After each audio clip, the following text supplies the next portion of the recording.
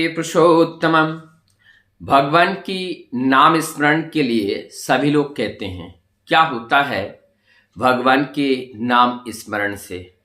आज इस विषय पर ठाकुर जी की जो दृष्टिकोण है, ठाकुर जी ने जिसे सहज तरीके से हम लोगों को समझाए हैं और उसी बात को हम समझने का प्रयास करेंगे। एक बात कहते थे कि जैसे हम लोगों ने सुने हैं, बहुत जगह पे ये बात प्रचलित है कि हम जिसकी रक्षा करते हैं वो हमें रक्षा करती है। तो अगर धर्म की हम रक्षा करेंगे तो धर्म हमारी रक्षा करेगी। ये कैसे, इस बात को हम कैसे समझ सकते हैं कि धर्म की रक्षा करने के लिए और ये भगवान का नाम स्मरण से क्या होता है, आत्म उपलब्धि कैसे होती हैं, तो ये सारी बातें को जानने का आज प्रयास करेंगे। इसे कहते हैं भगवान का नाम स्मरण से जब हम किसी अच्छे कार्य को करते हैं तो हमारी चेतना में वही अच्छे कार्य का वेव आना शुरू हो जाते हैं और तब जाकर के हमें और अच्छे कार्य करने का प्रेरणा मिलती है। तो ये भगवान का नाम जहाँ पर हम जानते हैं, ये जो भज धातु से आया है और जिसका अर्थ है भजमान, और जिससे को हमें भजन करना है, साधना करना है, यानी कि जो बाण है, जो भजन बाण है, जो भजन बाण है का अर्थ है जिनके पास ऐश्वर्य वीर्य जश श्री ज्ञान वैराग्य का भंडार है, और वही होता है ये भगवान।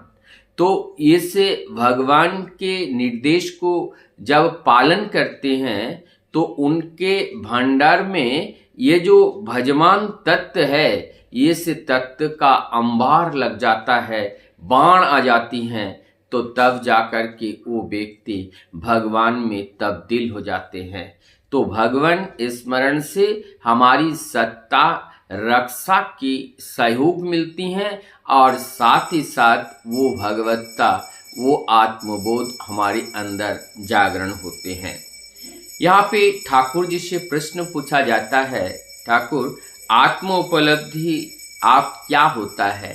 ठाकुर जी कहते हैं, जब हम परम पुरुष को, वही बातें जिसको हम भगवान नाम स्मरण का अर्थ है, जब हम उनको फुलफिल करते हुए चलते हैं और तब उनको फुलफिल करने के माध्यम से हमारे अंदर आत्म प्रत्यय होने लगता है, आत्मबोध होने लगते हैं, आत्मज्ञान होने लगते हैं, और ये आत्मज्ञान के माध्यम से हम अपने को जान पाते हैं कि मैं देह नहीं हूँ, मैं तो अशरीरी हूँ, मैं निराकार हूँ, मैं सत्ता हूँ, मैं वही आत्मा हूँ।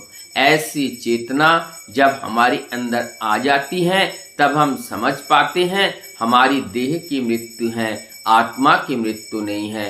वास्तव में जिसको मैं कह रहा हूँ वो तो देह नहीं है, वो तो चिर सत्य है, सनातन है, वो आदि अनादि है, और वही आत्मा है, वो तो चिर अमर है। और इसी प्रकार से ईश्वर को जब हम फुलफिल करते हुए, भगवान को जब हम फुलफिल करते हुए चलते हैं, तभी हमारे अंदर आत्म चेतना, आत्म जागरण आती है, तब जाकर के हम अमरत्व को प्राप्त करते हैं। एक बात आती है, जगत सत्य, जिसे कहते हैं ब्रह्म सत्य और जगत मिथ्या। ये हमारी वेदों में हर जगह लिखी है कि ये ब्रह्म सत्य है और जगत मिथ्या है। ठाकुर जी कहते हैं ये जगत भी सत्य है और ब्रह्म भी सत्य है। और इसमें हम दो बात कहेंगे, एक परिवर्तनीय सत्य है, एक अपरिवर्तनीय सत्य है। परिवर्तनीय सत्य क्या है? ये जगत ये परिवर्तनीय सत्य है। ये जगत दिखता तो है, होता तो है, लेकिन क्षण भर होते हैं और कुछ देर के बाद ये जो हैं फिर ये वो निराकार सत्ता में विलीन हो जाते हैं। तो इस तरह से ये तो हैं, लेकिन ये परिवर्तनीय सत्य हैं। और अपरिवर्तनीय सत्य क्या है? वही आत्मा है, वही चेतना है, वही सुप्रीम सोल है, जिसका कोई परिवर्तन नहीं होता है, वही परिवर्तनीय सत्ता है। अब ये यहाँ पे ये हम कैसे समझते हैं? ये जो अपरिवर्तनीय सत्ता है, अपरिवर्तनीय सत्ता यही है यही है आध्यात्मिकता, यही है सत्य और यही है वो चेतन। लेकिन और जो परिवर्तनीय सत्ता है, वो परिवर्तनीय सत्ता वो माया है, जिसको माया जगत की रचना करती है। और इस माया जगत में की रचना में जैसे माँ होते हैं, वो परिमापित करके इस जगत को वो लाते हैं। तो हर माँ के द्वारा परिमापित करके इस सृष्टि जगत में उनको लाया जाता है, इसलिए वो माँ है। पिता, जिसको हम बाबा, बंगला में बाबा कहते हैं, और जब पिता कहते हैं, और पिता का अर्थ ही होते हैं कि वो वपन करते हैं, उनको वपन करते हैं, उनको बीज वपन करते हैं, और उन्हीं के माध्यम से वो परिमापन करके माँ इस धरती पर लेकर के आती हैं। तो ये जगत की सृष्टि के लिए माता पिता की जरूरत होते हैं, जो इस माया जगत का सृष्टि करते हैं। लेकिन ये माता पिता, ये जगत जिसका सृष्टि होता है, उनका मृत्यु निश्चित है। लेकिन ये भी सत्य है, लेकिन ये क्षणिक सत्य है। लेकिन वास्तव में जो सत्य है वो क्षणिक नहीं हो सकते हैं, और वो कभी भी उसको मिथ्या नहीं होता है। इसलिए ये परिवर्तनीय सत्य है, ये परिवर्तनीय सत्य है, और वो अपरिवर्तनीय सत्य है। इस देह के माध्यम से हम इस परिवर्तनीय सत्य के माध्यम से हम अपरिवर्तनीय सत्य को जानने के लिए प्रयास करते हैं। जब हम उस अपरिवर्तनीय सत्य को इस परिवर्तनीय सत्य के माध्यम से देखने का प्रयास करते हैं, तब हम उनको देख पाते हैं, उनको जान पाते हैं, उनको समझ पाते हैं। तभी हमारी ये आध्यात्मिक जीवन की जो उद्देश्य हैं, वो उद्देश्य के पहले दहलीज पर हम खड़े हो पाते हैं। मानव जीवन का उद्देश्य है कि उस परम सत्य को जानना, क्योंकि ये जो मनुष्य का प्राणी है, ये जितनी भी सृष्टि हैं, और सृष्टि में सबसे उत्कृष्ट प्राणी ये मनुष्य है। और इसीलिए इस मनुष्य के ऊपर इस संपूर्ण माया जगत का नियंत्रण का अधिकार भी, दायित्व भी भगवान ने इन मनुष्य के, जो ईश्वर ने इस नर रूप में जो मनुष्य है, उस मनुष्य को ऊपर दिए है।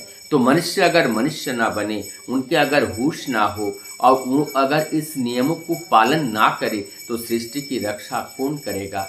तब जाकर के ये सृष्टि फिर वो विनाश को प्राप्त करेगा, प्रलय को प्राप्त करेगा। आइए, अगर हम सुखी रहना चाहे और परिवेश को अगर सुख देना चाहे, तो एक ही मात्र कर्तव्य है, और वो कर्तव्य है जो इष्ट स्वार्थ प्रतिष्ठा, यही हमारा धर्म होना चाहिए। और यजन याजन इष्ट भीति, यह हमारा कर्म होना चाहिए। जब ऐसा हमारा जीवन होगा, तभी हम एक मनुष्य का जो तत्व है, उस तत्व को समझ पाएंगे। हमारे अंदर बोध का उदय होगा, और उस बोध के द्वारा सहज सरल भाव से इस सृष्टि जगत की रक्षा कर पाएंगे, सेवा कर पाएंगे, और उसी के माध्यम से हम सभी लोग आनंदित रह पाएंगे। वंदे।